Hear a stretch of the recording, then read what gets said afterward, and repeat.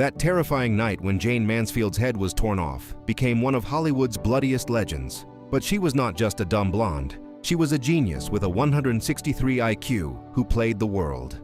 Welcome to Iconic Lives. Today we will tell the uncensored story of the woman who sold her soul to the devil for fame, participated in cursed rituals with Anton LaVey, and lived tragedies in her pink palace, Marilyn Monroe's biggest nightmare, Jayne Mansfield.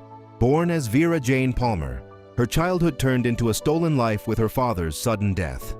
This tragic loss she experienced at just 3 years old created a deep hunger for a father figure in her. This dark hunger would later push her into the arms of older, powerful men. That little genius girl who played the violin and spoke many languages was actually a wounded soul desperate to be loved. Growing up in the shadows, she learned to use her body early on. When she married Paul Mansfield at 16, she had already left her innocence behind. As she walked the high school hallways as a pregnant teenage girl, she did not care about society's condemning stares. She didn't want to play house. She wanted to be a giant star. While working in movie theaters with her baby, she knew she belonged to that glittering world on screen. She saw her husband and child as stepping stones on her road to Hollywood and dragged them along. When she stepped into Hollywood, the studios already had a Marilyn Monroe in their hands. But Jayne decided to be a cheaper, more provocative, and more accessible version of Marilyn. She was cleverly marketed as the working-class Marilyn. She wasn't depressed like Marilyn. She was a showgirl who truly lived for the cameras. Studio bosses exhibited her exaggerated body measurements like a circus animal. Jayne volunteered for this exploitation because fame was her drug. Jayne was the woman who invented the concept of a wardrobe malfunction. Her top accidentally opening by the pool, her dress tearing by chance on the red carpet.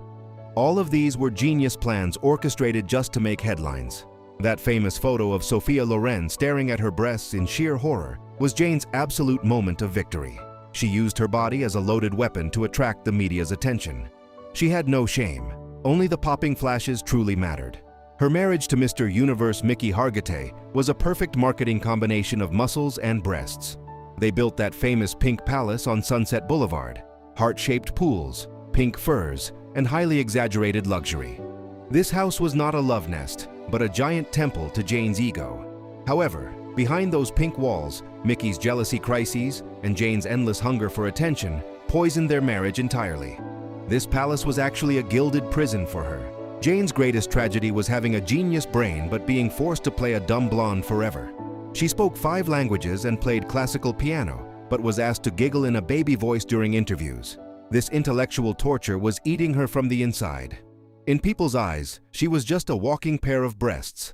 Every time she tried to show her intelligence, she was silenced by studios. She was drowning inside this caricature character she had created. Posing naked for Playboy magazine was not a taboo for her, but an absolute necessity. Hugh Hefner used her as the magazine's greatest weapon. Jayne displayed her nudity so comfortably that this horrified the conservative parts of Hollywood. But she drew immense power from the stares of hungry men. Every pose brought her more movie offers. Her curvy body was not an artwork, but a checkbook that could easily be turned into cash, and she cashed this check to the very end. In the mid-60s, Marilyn died, and the blonde Bombshell era was officially closed. Jayne's career went into a terrible free fall. She was no longer performing in major films, but in cheap European productions and seedy nightclubs. The fear of losing her fame pushed her into increasingly desperate actions. She sang in strip clubs and told cheap jokes to drunk customers. That once unreachable star had now turned into a sad entertainment object, performing for tiny tips. Her relationship with lawyer Sam Brody was the darkest period of her life. Brody was an insanely jealous, violent, and highly manipulative man. He beat Jayne, humiliated her, and completely controlled her money. On set, makeup was applied for hours just to cover the dark bruises on Jayne's face. This toxic relationship dragged Jayne into severe alcohol and prescription pill addiction. She wanted to escape, but Brody clung to her life like a tick, dragging her to doom. She deeply searched for peace at the bottom of bottles. She took stimulants just to stand on set and tranquilizers to sleep at night. She had terrible drunken crises in front of her children, sometimes not leaving her bed for days. Behind that glittering smile lay a complete chemical wreck. Jayne was detached from the real world. The aging and swollen face she saw when she looked in the mirror reminded her of time's cruelty, pushing her to drink more and disappear. Her desperation pushed her into dark arts. She met Anton LaVey, founder of the Church of Satan, and joined bizarre rituals. LaVey fascinated Jayne and allegedly cursed her lover Sam Brody. Jayne sought true power in this dark world, but was actually preparing her own tragic end. When the media published photos of Jayne in black robes, the entire public was absolutely shocked. The angel-faced blonde was now dancing with the devil, and the price of this dance would be heavy. She had 5 children, but motherhood always remained in the shadow of her career and scandals. The kids grew up in the hands of nannies, amidst the loud noise of parties and brutal fights. Jayne loved them, but her absolute priority was always the cameras.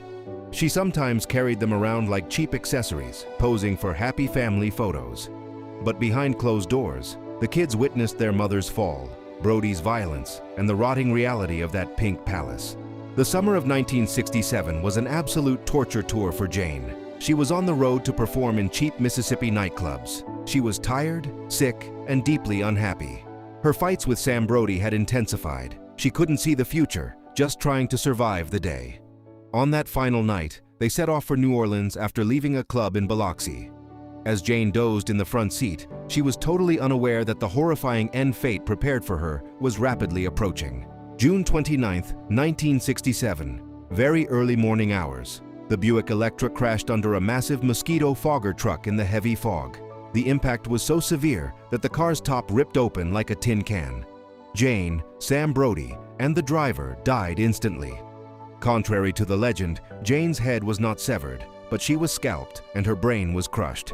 That beautiful face became unrecognizable among the twisted metal. Hollywood's brightest star turned into a bloody pile of meat.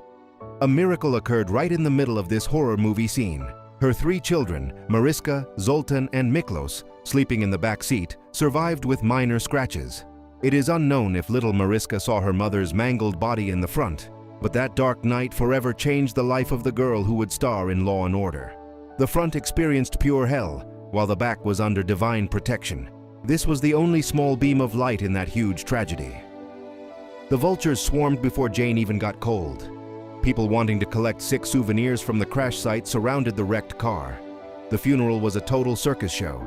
The Pink Palace was sold for heavy debts, and Jayne's belongings were snatched up at auction. Mickey Hargitay fought hard to save the children, but Jayne's legacy was already shattered.